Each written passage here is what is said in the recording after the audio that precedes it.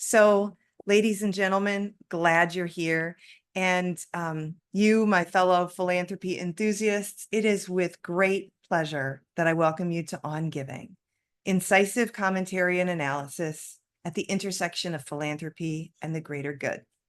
I'm Liz Knuppel, President and CEO of Skystone Partners, where we believe philanthropy is a powerful force for good. Today, we have the honor of being joined by our guest, Dana Brakman Reiser, whose teaching, writing, and expertise have made a significant impact on the world of nonprofit law and philanthropy. Dana, do you want to wave at us real quick before we go into some housekeeping notes? Hey there, Dana. It's good to see you. Glad that you're able to join us today. But before we dive into our conversation, I just want to catch everybody up on how we'll be doing Q&A for the day. So formats, I'll be interviewing Dana about her book, this one here, For-Profit Philanthropy, Elite Power and the Threat of Limited Liability Companies. I always get the order wrong. Donor advised funds and strategic corporate giving. No, I got the order right this time. And then we'll have a few minutes for questions and answers. Right now, we've got the webinar chat feature on. We're going to be turning that off here in a couple of minutes, and we'll be switching over to the Q&A. So when you're ready to ask some questions, if you think about them along the way, please go ahead and answer those questions or ask those questions through the Q&A feature. And our question moderator, Adrienne Taylor, is behind the scenes. She's one of our senior consultants at Skystone Partners, and she'll be reviewing the questions and curating them to make sure that we're able to get it to as many as possible without duplicates.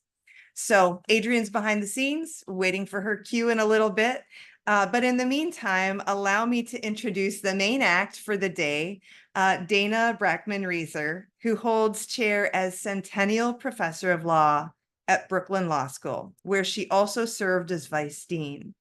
She teaches courses in corporations, nonprofit law, social enterprise, property, and trusts and estates.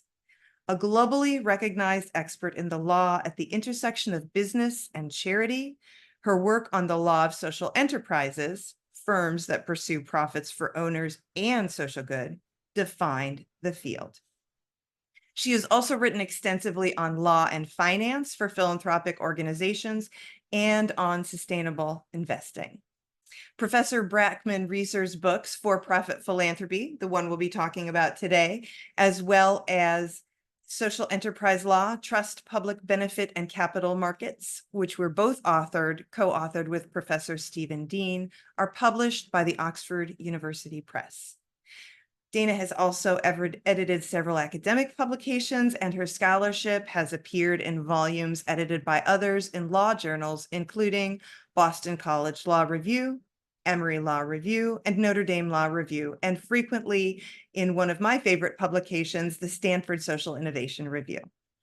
Dana is a member of the American Law Institute and was an associate reporter for its project on the principles of the law of nonprofit organizations, as well as a past chair of the section on nonprofit and philanthropy law of the American Association of Law Schools, and a former board member of the executive board of its section on business law. She's a graduate of the University of Pennsylvania and Harvard Law School. So please join me in extending a warm welcome to Dana Brakman Reiser as we consider for-profit philanthropy, what it means today in charities landscape, how we may consider the values of the public, and how elite philanthropy is really operating in the world today. So Dana, I'm so pleased you're here. Thanks for coming. Thank you. You read like my whole resume. Thank you. I did not. I cut it down. It's so nice to talk with all of you today who are out in the trenches doing this terrific work, generating the funds that communities and organizations need to do the great work that is so sorely required. So I'm very honored to speak with all of you. Thank you. We're delighted to have you with us today. It's really important and something that I think maybe not a lot of people are thinking about these days. So we get to talk about this thought-provoking book that you co-authored, For-Profit Philanthropy. And it is pretty thought-provoking and curiosity-provoking title. And what's inside really doesn't disappoint. It's a heavy read, but definitely worth the time to crack it open. But one thing that I just wanted to pull out here at the beginning of our conversation is it's not just about these three giving mechanisms.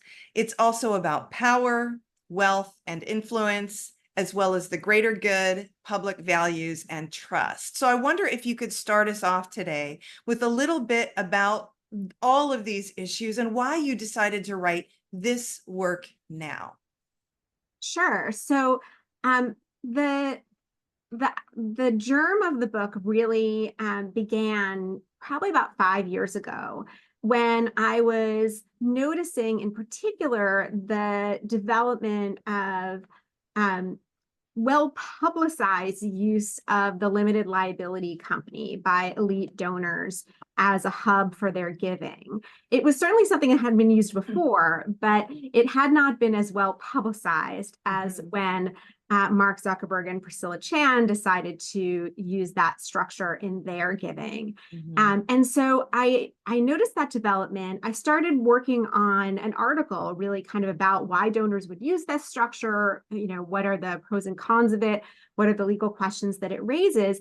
And I realized that that set of advantages and disadvantages that I was noticing with that LLC structure really mirrored advantages and disadvantages that I saw in other innovations in charitable giving, with donor advised funds and with changes in how corporate giving has been structured over the past couple of decades. And when I noticed that these three developments, which lots of people were talking about separately, right, really had this core set of issues that were common across them, it seemed like an important story to tell, and that would require something, of a more ambitious scale than, a single article, right? I wrote an article about the LLC in Stanford Social Innovation Review, but it was not enough space, right, to really tell this bigger story. And as I dug into it, I understood that what these philanthropists were often trying to do was to really maximize their impact in ways that using traditional vehicles like a foundation made it a little bit harder to do. But also, these vehicles allowed them to not only be more flexible in their giving tools, but it also allowed them to avoid regulatory requirements that might be burdensome to the donors, but valuable to society, right? And so I saw this kind of opting out of a traditional model that made a lot of sense from the donor's perspective because it achieved, positive results for them. But the other side of the philanthropy story is about the public, right? And how we in the US really entrust philanthropy and nonprofit and charitable organizations to do so much of the social heavy lifting, right? In our society, we kind of outsource that from the public realm to the private realm, right? With philanthropy, with a belief that we can trust what's happening, right? In those charities who are doing the work, right? Right, in that private agenda setting. And one of the reasons that it's been easier to trust is because of the regulatory framework that applies to foundations. And when you opt out of that foundation structure, you opt out of the regulatory framework, both for good, greater flexibility, more kind of innovation, but also potentially in ways that are damaging to society's willingness and ability to trust those private philanthropists, right? Because we lose transparency, we lose kind of public input on the proper targets of charitable giving, and we lose some control over the timing of how that giving happens. So to me, it seemed like it was important not to just weave these stories together, but to explain kind of what this bargain is between philanthropists and society in terms of, we'll trust you to do this important social work, and in some cases, give tax advantages to, encourage that, because we believe that we can trust what you're doing. If you pull too hard on one side of that bargain and it gets really lopsided, we could really end up in a situation where philanthropists are not trusted in the same way, and philanthropy can't do the good that it has done historically. So I thought it was important to kind of tell that bigger story using the illustrations of those three innovations, but it required me to kind of tell a much larger story about the history of philanthropy and its regulation in the US. And then I wanted to come up with some, suggestions to improve, right? And Right. so the book also gave me the opportunity to do that work. Right. Well, you mentioned the history, and we've got these three instruments that we're going to be talking about a little bit today, and their commonalities and sort of the pluses and minuses, how they're being used today. But you did mention history, which I think is vitally important for folks to understand, because I learned a lot by reading the book. I hadn't thought about the history of the law, when it happened, how old it was. So you were seeing almost kind of reactionary movement amongst elite philanthropists. Can you tell us what they were reacting to? Sure. So I would actually start the story at the turn of the 20th century, when kind of the first group of robber barons, right? Often people talk about today's tech billionaires as, a new group of robber barons, but the originals, right? The Right. OG Carnegie, Rockefeller baron group, right? When they were amassing their fortunes and deciding to engage in philanthropic activity in an organized way, for a variety of reasons, there was a great public concern and a political concern, especially at the federal level, about this kind of alternative base of power, right? That this social agenda setting that philanthropic activity would allow, the wealthiest individuals, families, and firms to engage in.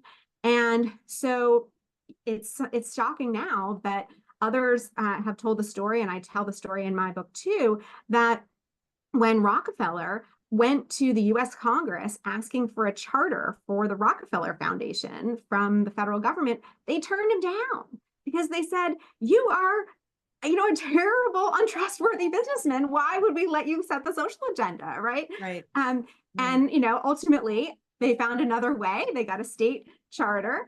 But it just gives you a sense of the mistrust. And in every period, you can actually see that mistrust rearing its head again. You can see it in the Red Scare phase of history, when there were hearings about what it is that these philanthropists were doing, and were they engaging in pro-communist activity.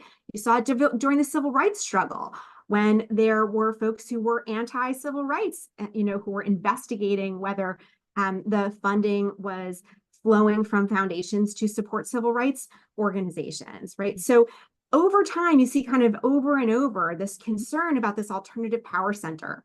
And finally, in 1969, some major legislation was passed, the Tax Reform Act of 1969, that basically built the vehicle of the private foundation that we know today. And that piece of legislation, I think, has, for the most part, been understood as simply a subsidy, right? That this provided or retained substantial tax advantages for philanthropic activity by the most elite donors. And that's true. It did do that. But I think that's not telling the full story, because packaged together with the retention of significant tax advantages and the ability to continue at all, running foundations as this independent power center, which was not, a sure thing going into this legislative process. Actually, right up until the very end of the conference session on this legislation, there was a time limit on how long these organizations could last. In that Rockefeller fight, one of the things Rockefeller conceded to try to get a federal charter was putting politicians on the board of the Rockefeller Foundation. Right. So the autonomy question was totally up for grabs, but autonomy was retained, as well as significant tax advantages. In return came this whole regulatory structure. And the regulatory structure, I think, falls along kind of a few buckets, one of which is around targeting, right? There are only certain kinds of activities that foundations can spend their money on, right? And many of you who are involved with foundations in one way or another understand, right? That they can make grants for certain things and they can't make grants for other things, right? There are restrictions on political activity. There are limitations in terms of whether they can make equity or other kinds of investment activities in lieu of making grants. They are prohibited from a lot of transactions that would involve the managers or the donors, businesses and related parties with the foundation, right? So the idea was to kind of set up a lane for charitable activity where these philanthropists would target their resources. Timing, I'm sure you're all familiar with, right? Or many of you are familiar with the 5% payout requirement. Foundations every year have to spend 5% of their assets on philanthropic activity. Many people think it's not enough, right? But it's more than zero, right?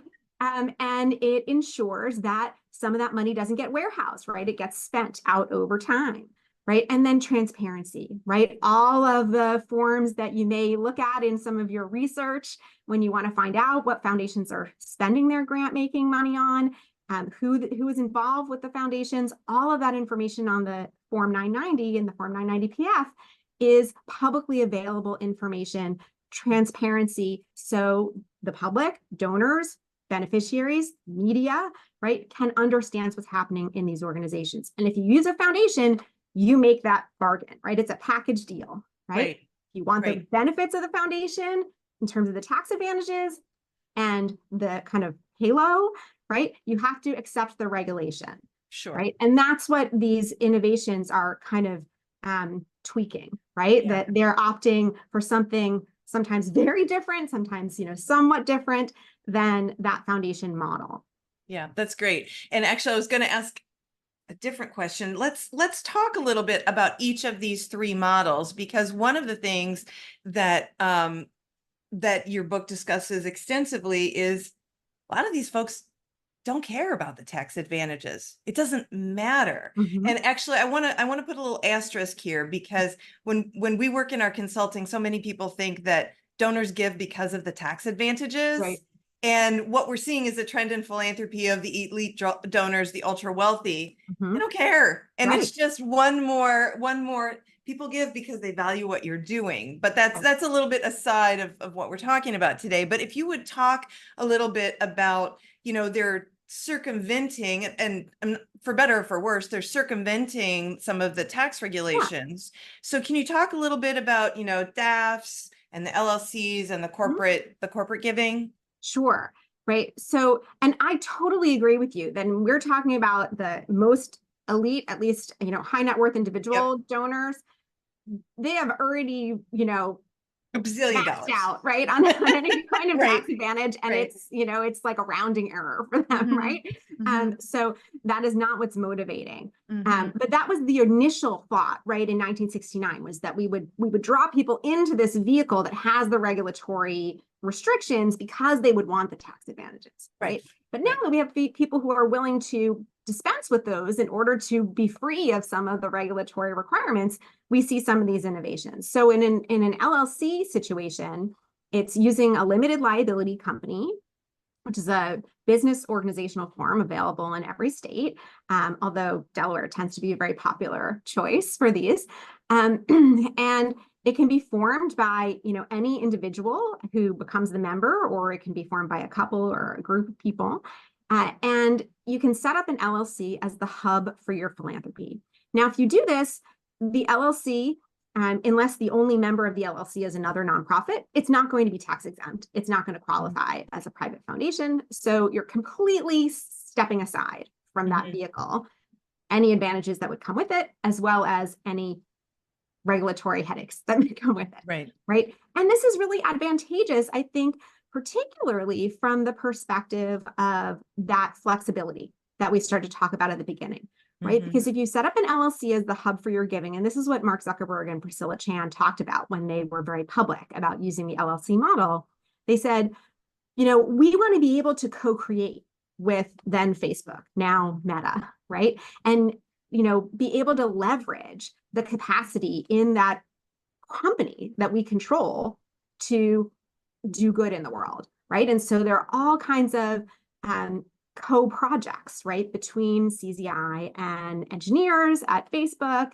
and now engineers at Meta, that leverage that advantage, right? Right. And it's very hard to do that if you have a foundation because of those rules prohibiting transactions between controlled organizations of the Right. donor and the foundation, Right. right? They also talked about wanting to do impact investing, right? And they've funded a huge number of educational technology entities, but also some other types of socially oriented businesses. And they don't have to contend with the regulatory requirements in terms of qualifying as a program related investment, which is a complex regulatory kind of safe harbor that I won't get into the details of, but they just can avoid it. Now, could Mark Zuckerberg and Priscilla Chan pay the lawyers to deal with that? Of course they could, right? But it's just kind of neater and simpler to not have to do it, right? They can just invest in whatever way they want. They also said the political system is a way to make change, right? We want to create impact. We have to be able to use that lever as well, right? And that's just completely cut off in a foundation, right? Now, for the things that foundations are good for, they can just take the money that's in that LLC and transfer it to the Zuckerberg Foundation and make a grant, right? They can certainly do that, right? But they're going to use the LLC as the hub because it's nimble, it's flexible. It's also very private. Now, they've not chosen to be very private. They don't want to do it, right? But it's the same vehicle can be used very quietly and very privately by other people who want to engage in giving and don't necessarily want to be as public about the recipients. Sure. Right? Because, how they might be perceived politically, especially in our very polarized society, you can imagine that being attractive. So that's certainly, there's more detail, but that's, a good sense of the LLC. Probably many of the folks online here are familiar with the donor advised fund. Yeah. I would imagine, right? It's kind of spending account that's held within a sponsoring organization, often a commercially affiliated sponsoring organization, affiliated with one of the big investment firms. And that's really what you're talking about here. Most of what you're talking about. Okay. Yes, I'm mostly talking about the commercially affiliated donor advised funds. I think the community foundation hosted donor advised funds or the single entity hosted donor advised funds have a little bit of a different story to tell. But what's happening with the commercially affiliated ones is they don't actually have any charitable mission of their own, right? They're just, holding an account, right? Their mission is whatever qualifying distribution you want to make, right? They don't have a vision. You mean like Fidelity or Vanguard or whoever is the right. commercially affiliated exactly. organization. So Fidelity Charitable doesn't have its own charitable mission, right? Its mission is whatever its donors that put money into its donor advised funds want to spend their money on, right? Basically anything that qualifies under 501c3 is their charitable mission. Right. And those funds are also subject to less regulation than a foundation, but it works pretty similarly, right, to a foundation. You put the money in, and then it gets transferred out to the charities of the choice of the donor advisors, right, to whoever makes the initial deposit. But what it doesn't do is it doesn't have that spending rule, right? You don't have to spend out 5% a year. There's been a lot of talk about that timing issue. And there's kind of mixed data on that question, to be honest, because the numbers suggest that at least on average, they are spending more than the foundation payout rule from donor advised funds. Although we don't really know what that averaging obscures, right, in terms of the variance. Exactly. And, I remember, this tells you how long I've been in the field. I remember when the Giving USA report started talking about DAFs making a real impact, that people were giving a ton of money to their DAFs, but it wasn't necessarily showing up in the sector doing the work. And I think it's some of that warehousing, particularly in the commercially affiliated DAFs, that it's that timing thing of the three T. It's that timing thing, right? Yeah, exactly. So that's a real pressure point with the DAFs. That's really a way that they are kind of getting around what the traditional foundation vehicle would.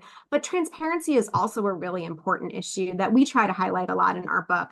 That I don't think has gotten as much attention. Because if you give to a donor advised fund at Fidelity and then you instruct Fidelity to make distributions to whichever charities are of your choice, they will do so. And those distributions will appear on Fidelity Charitable's filing, so they'll be public, but they'll be with the millions of other aggregated all together. distributions. It's all Right. aggregated, Yeah. right? So there's no way to identify, between donors and the charities that they're supporting, which is attractive, right, to many donors, and sometimes for understandable reasons, but also doesn't give us a lot of information about that social agenda setting, who's doing the setting of the agenda, and what's the agenda they're setting. So that's another real pressure point with DAFs. Strategic corporate giving, what we kind of chronicle in the book is how now corporations, much like the individual donors with the LLCs, are kind of making choices of what they're going to fund through foundations, corporate foundations, and what they're going to fund directly, right, through charitable contributions that are made by the line departments, right? So the HR department, the marketing department, the sales department, whomever.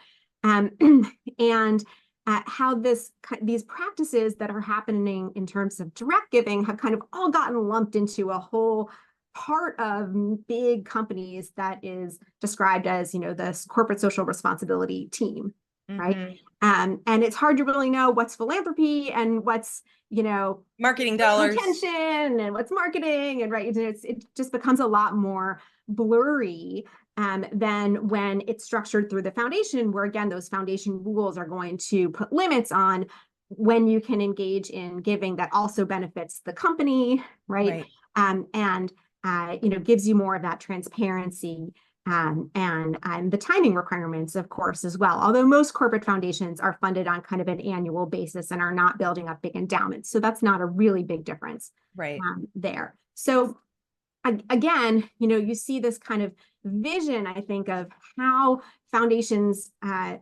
how elite philanthropy structured through foundations can be trusted, because we know that they're targeting their resources in a certain way that the public has kind of bought into. We know what the timeline's going to be, and we have this transparency check that we can kind of make sure, right? And each of these kind of chips away at some of those protections, and it's really the choice of the donor, right?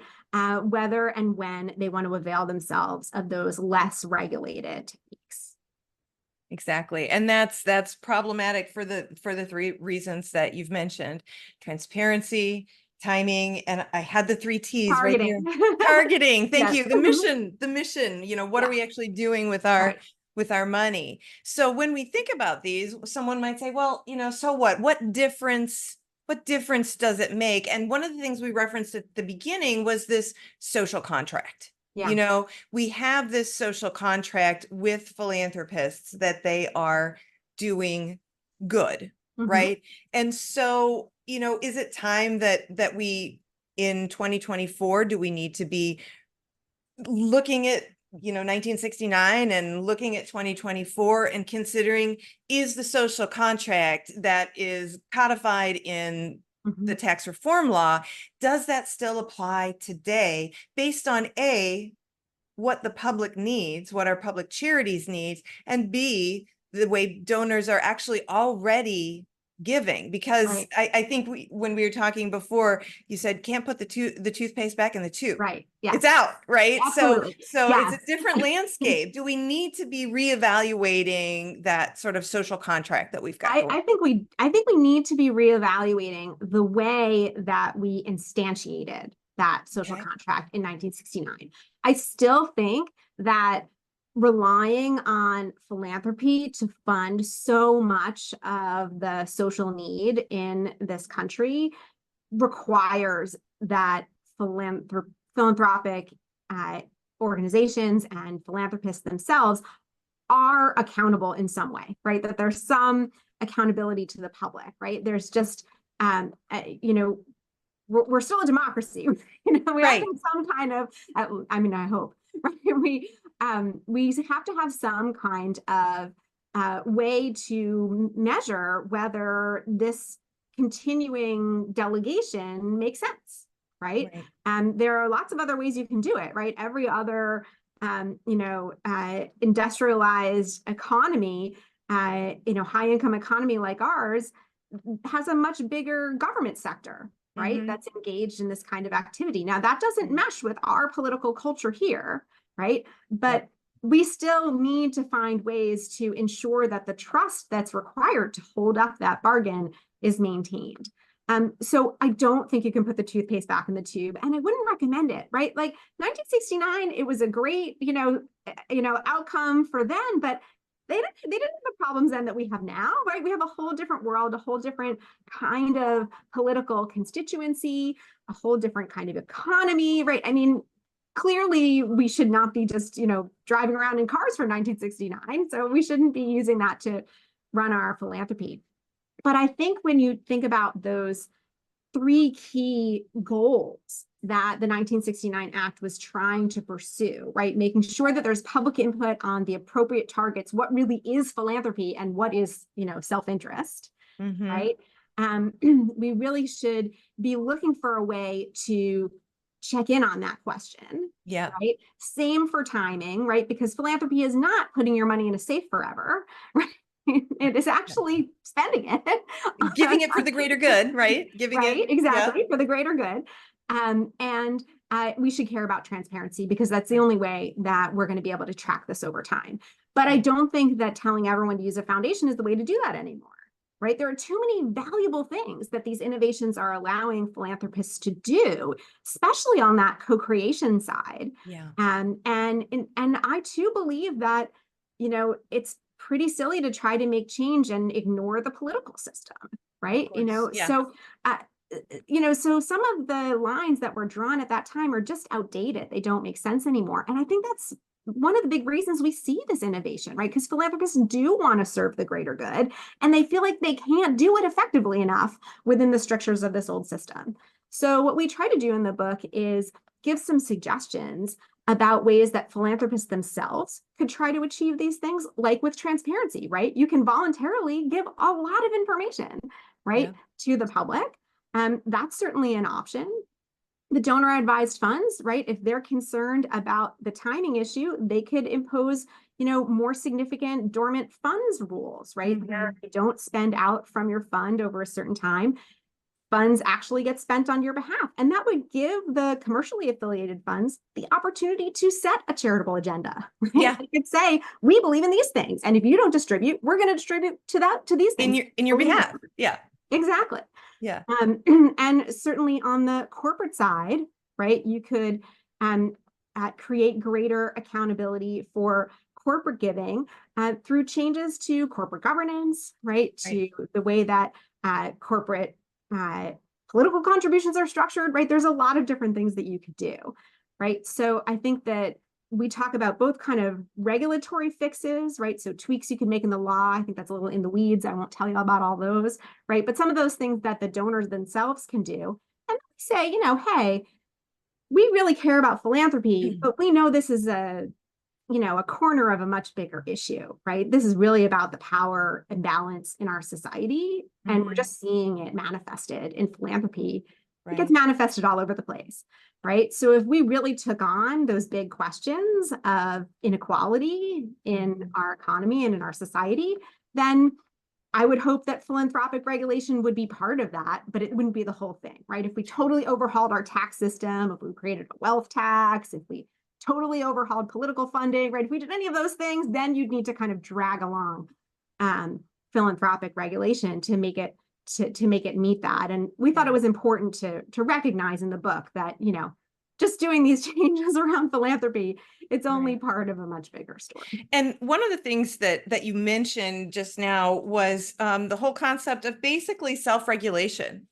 There are folks out there who are participating in some of these giving instruments where there isn't a lot of transparency, and yet they are choosing. Right. And one of the things that I believe people are inherently good. I mean, we've got the exception. Well, the people who are engaging in philanthropy, at least the thumb is on the scale. Generally speaking. Yeah, generally speaking. Exactly. But what is gonna, for people who are using an LLC to give, or in corporate philanthropy, that they're not necessarily reporting, what's going to motivate these folks to be a little bit in absence of actual regulation? What is the social impetus Yeah. for So folks to do it? we certainly, we're law professors, my co-author and I, so we certainly think regulation has a place. Yeah, But it doesn't seem like that this is the takes right a place to lot of get into time, it. It right? does. Yeah, And the thing about regulation, especially in this area, is you create something and then people figure out a way around it, right? Like right. it's kind of a constant, needs to be a constant effort in the political system we have. It's not great with constant updating. Yeah, So I do think self-regulation is important. I don't think it is going to completely solve this problem, because self-regulation means if you don't want to do it, you don't have to do it, I'll do it. right? So Right. there certainly are some who will not be committed. But I think there's a real place for leadership here. Mhm. I think that, as you say, philanthropists don't go into philanthropy because they want to be malevolent, right? They do it because they want to do good. And if I believe, and the individuals that I've spoken with as I've talked about this book, have really responded to say, well, I could do that, right? Right. I could be transparent about what I'm doing. I'm not using this system because it lets me hide. I'm using it because it gives me the flexibility to, create impact in the way that I think will be most successful. And if Right. that's the reason that they're doing it, then they should be willing to engage in transparency. And we're seeing that more and more from the ones we know about. Right. Right. From the and that's the key, because Right. we don't. So I don't have data, right? I can't give you like a universe because it's always going to be incomplete, right? Because no one is required to engage in this kind of activity. But I think in the nonprofit sector, we know that best practices can be powerful, right? And Mhm. we know that industry norms can be powerful.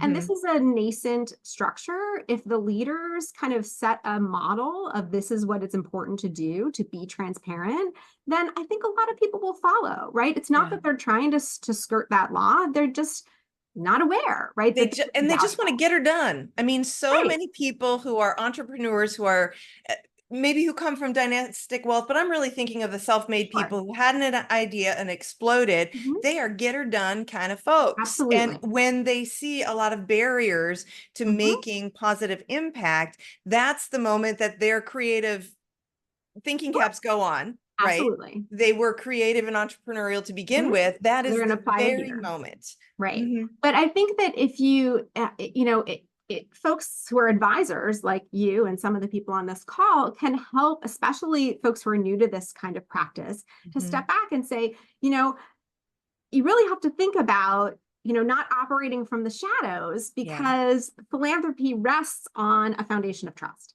Yeah. Right. And Yeah. if we lose that trust, we could get into a situation where the public, like they were in the 1920s and in the 1950s and in the 1960s, not so sure that philanthropy is a good force in the world. Right. Right. And Right. kind of poised to regulate it in a way that would be much more damaging, right? Or just to tax, right? And spend the money through the government, right? Right. So there's also a bit of a defensive, right? If you want to retain this autonomy, you have to do enough to show that you're trustworthy. That you're trustworthy, that people can trust you, what you're doing, that they Right. can trust the organizations that you're contributing to, or that you're investing in, or Mhm. whatever the case may be. Yeah. Thank you. Thank you. Thank you. This was really, really enlightening, and it gives us so much, and it gives us so much to think about. And I think that was one of the goals with the book, is just to Definitely. sort of like pop open that box and say, let's examine this after 50 plus years. Let's just really look and examine this. And there's some really interesting solutions that you all have come up with. At this point, I am going to transition over to Adrian, because I see that we've got at least one question in the box, and I suspect Adrian has others on her mind as well. So we're going to open things up to our Q&A section. Hello, Adrian. Hello. Hi. So what are people curious about today in this conversation about for-profit philanthropy? All right, so let's get started. And there's still definitely plenty of time to submit your questions for Dana. But I will first start out with one because we collected some ahead of time. Oh, Oh, okay. Um, thank so, you all to those of you who submitted ahead of time. so one question that we have is, what are some common mistakes made by fundraisers when we're trying to talk to these individuals who have Mhm. set up these types of entities? Boy, I feel like I would get more information about this from you all, but I guess my initial reaction is that it would be helpful, I think, for a sophisticated development professional, right, to understand the kind of lay of the land in terms of the various sources that an elite philanthropist, whether it's an individual or a family or a corporation, might be drawing on in order to provide the resources that your organization is looking for. And to, just have some facility, right? If they say, well, I want to give you a traditional grant, it might come from their foundation or from their donor advised fund. But to understand if you want to, partner with a community organization that's engaged in more advocacy activity, that the LLC might be a place to direct your inquiry. It might be with a corporate donor to understand that you shouldn't just be in contact with their corporate foundation professionals, but you want to get to know the people in the line departments, right, who are engaging in those kinds of giving as well, but may not have the same knowledge, right, of the space that the foundation folks do. And hopefully internally at a big corporation, those, the right hand and the left hand are shaking, but big corporations, that's not always true. Sometimes they're very matrixed and very siloed. So I think just building one's capacity to understand the dynamics of this kind of more complex field of potential sources of funding would be really valuable. Thank you for that. And I don't want to simplify it, but what it sounds like to me as a fundraiser is there's no special sauce really to approaching these individuals. They're still donors. They still have a mission. You just may have to do a little bit more due diligence just to see how their philanthropic resources are structured so that you can access them essentially. I agree. I think that is really true that at bottom, I think what any donor wants to do with their philanthropic resources is make impact, right? And so if you can show them how your organization is doing that, and then be willing to work with them to figure out what the best way is to structure, right, that transaction, then I think you probably are in good shape. Yeah. I'll jump to another. It was a kind of a question, kind of a comment, going back to Fidelity and their role in this space and others, just wanting to elevate, is it not their mission actually to retain those assets under management, rather than to see them gifted out and continue to generate that fee income? Yeah. So, I don't know what the secret story is inside the brains of Fidelity, and it's not a real person. So, nobody does. Right. But, certainly there is value to Fidelity of retaining and maximizing the funds and the assets under management, right, that they are in control over. And I think that's a big reason to understand the development of these vehicles, right? That it allows them to kind of do this customer service, right? Well, you can do it all in one place, right? And a lot of these big firms have these dashboards, right? And they give the donor all kinds of information. You should transfer this asset first and, wait for that asset, right? It's going to be more tax efficient, right? So they're really serving their clients. And they also are tremendously valuable in helping to transfer, illiquid assets to the charitable sector, right? That a standard charity, like you can't give your private company securities to your local soup kitchen, right? That's just, they can't make that work, right? But Fidelity and the other commercial sponsors really have the ability to do that and are marketing their ability to do that to donors. So, I do think that they have, kind of a structural interest in maintaining the assets, but they're not making more than a market administrative fee on the funds. And I don't see them setting up big roadblocks to distribution. It's more about inertia, right? That I don't see them prodding the donors to distribute in a way that I would like them to, but I also don't see them, throwing up obstacles, that makes it really hard either, in trying to corral those assets inside. And the data we have, doesn't really support that these funds are like a big money-making, part of the overall organization, right? They are part of customer service. It's important to have this feature, but it's not like they're a huge revenue center. And I'm glad you said that, because I think there is a perception that this is taking up or allocating a lot of the revenue is allocated because of this fee generation. And I'm so glad that you said it's really not true. There's other things happening that bring in way more money than holding. Yeah, I don't think they're charging excessive management fees. I mean, there's certainly maybe some cases, but not the big, not the big ones. I think really the thing is just their existence at the scale that they're at is causing the roadblock, right? There's been some really great research by James Andreoni and Ray Madoff that really shows how much in terms of assets are just kind of locked into this space, right? Because, you could park assets before the advent of donor advised funds if you could pay the overhead of running a private foundation, right? But most people couldn't, right? But now anyone, right? The minimum deposit is like $1,000, right? Anyone can set up a donor advised fund, and then they can forget about it, right? It's not that they're, intending to warehouse this wealth, right? But there isn't a push to get it out into service in a public charity from the organization. And once you've written the check to the donor advised fund, it's maybe not, top of mind for the donor anymore. Certainly some people have, more nefarious, intent. But I think, I don't think that someone who uses a donor advised fund is necessarily trying to warehouse their wealth. It just seems very efficient and easy, right? But if they were forced every year, when it's donation time, to sit down and make their donations to operating charities, the money would be with the operating charities. But now they have a choice to kind of, I'll think about it a little bit more, right?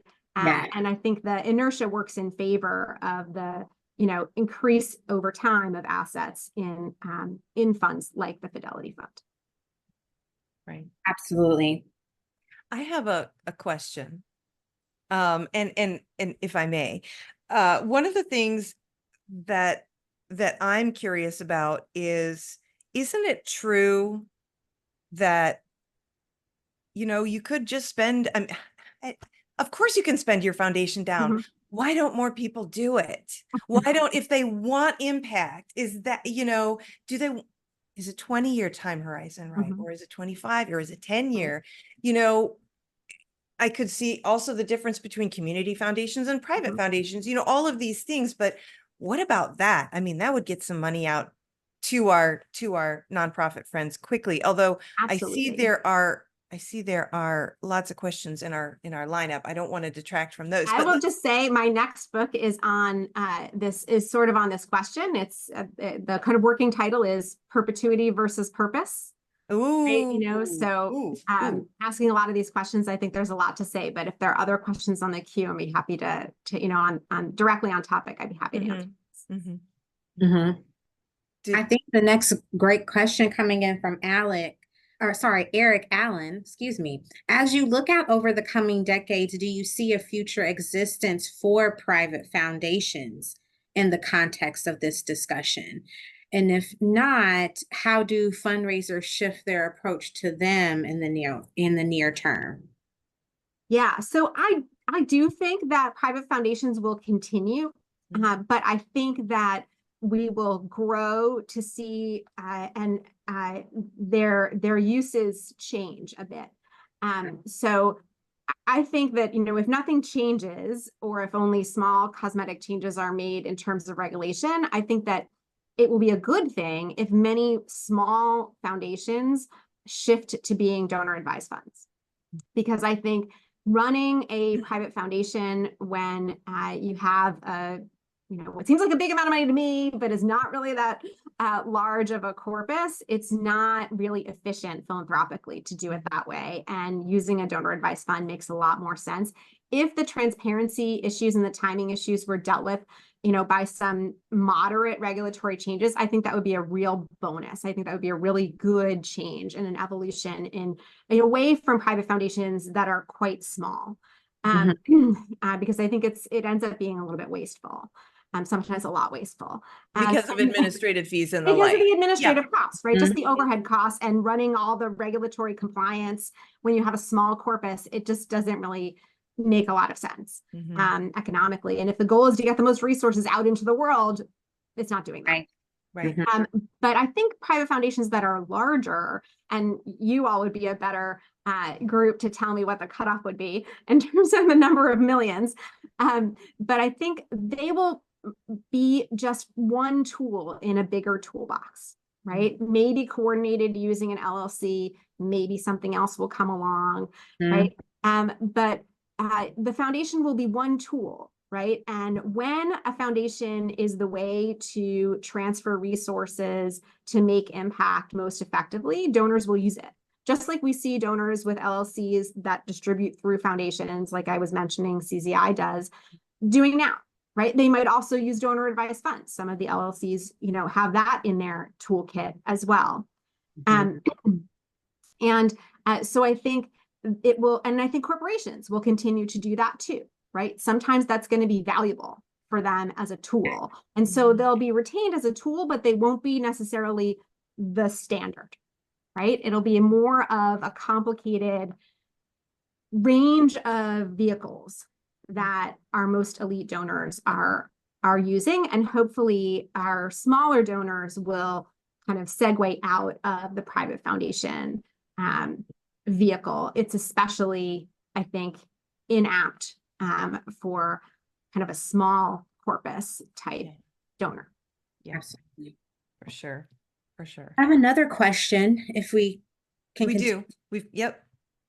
Did you find within this research that the elite philanthropists or those who are choosing these vehicles, when they actually do distribute funds, are you finding that they'll support or be willing to support more capacity building efforts from the programming efforts, or vice versa?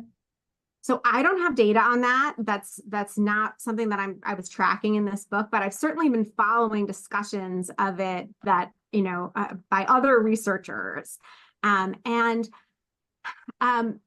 So I can't point to data, but when we see the trend in, trust-based philanthropy or no strings philanthropy or giving to administration rather than to program, or, those kinds of things, we see the donors that are engaged in that kind of activity. They are the donors who are really laser focused on impact, right?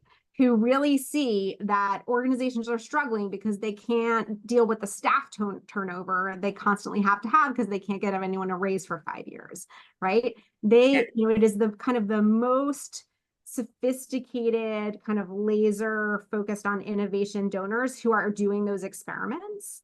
And so I wouldn't be surprised if there was an overlap with the same, entrepreneurial mindset, right? Kind of folks who are really thinking about innovation, doing some of the experimentation with vehicles that I'm describing. So I can't point to data. That's just my kind of impressionistic guess. But I'm really definitely following those developments, and I think it's really interesting. Certainly Mackenzie Scott is using I think she's the most well-known no strings giant donor right now. She's certainly using some of these vehicles in her giving. And that's, a data point of 1, but a 1 with a whole lot of zeros. So yeah, exactly. I think that was my own personal question. As I read, I said, I wonder if there's some synergies in these individuals with that mind frame to, think, capacity building is not a think outside of the box, but being treated like this new trust-based philanthropy idea, and with the newness of these vehicles, is there some synergy there? The problem, though, to really answer your question, is we would need data. And when these vehicles are so non-transparent, you can't get the data, right? So Yeah, We may never know. they may never know. we may never know. Oh, Adrienne, thank you so much for bringing the questions that folks had posed in advance and throughout our conversation today. Dana, I'd like to just look to you for a minute and say, how'd you like to wrap us up today? What would you like to leave us with as we're approaching the 1 o'clock hour? So I would say, you all are out there doing, this work of trying to generate the resources that are needed in our communities. And I don't think you should think of the innovations and the changes that I'm talking about as, a catastrophe, right? You should think of it as an opportunity. I love that first question that Adrienne asked about, kind of, and I would reframe it not what are the mistakes, but what are the opportunities, right? How can we change the approaches that we're making, right, to really maximize the returns for our organizations from donors who are thinking in this kind of new way about how to structure their philanthropic activities. So the title of my book includes the word threat, and I think publishers like it when the title is like, right? But I really think that most of the changes that I observed, I think are happening because people want to make the impact that your organizations are making, and they are moving away from these heavily regulated vehicles because they see the regulations as obstacles to the impact, not as obstacles to their personal interests. So that's good news for all of you, right? It means that if it means that it's bringing more funding into the sector from new donors, that's a great thing. And it just takes a little bit of, learning, I guess, to figure out how best to seize on that opportunity for the organizations that you represent and the good work they do. Yeah. Thank you. Thank you. I love that. And that's fantastic. So thank you, Dana, and thank you to everyone who joined us today and took the time to kind of examine the framework around what we do every day when we're raising money, when we're helping our donors see the great vision that they can accomplish together with us. And Dana, I want to thank you in particular because it's been a really thoughtful and considered reflection around the values of philanthropy, not just the book, but today's conversation as well. We've talked about money and power and inequity and the social contracts that we make that are really and truly uniquely American. And I could go on and on about how special American philanthropy is, but we've talked about how in the United States it's really uniquely ours and why we do it and why that social trust is so very important. So I want to thank you for kind of cracking the lid of the box open to give us more to think about. And you've invited us to really think about what that contemporary social contract needs to look like in the future. So thank you all for joining us today. Have a wonderful and charitable day, everybody. I hope that you will join us next month on August 13th at 12 p.m., where we will be talking about something particularly relevant as it relates to Black Philanthropy Month in August. It's going to be an exciting conversation about the untold stories of Black philanthropists. I hope you all will scan the QR code and buy Dana's book in the meantime, and we'll see you next month. Until then, go forth, do good work, and remember, philanthropy is a powerful force for good.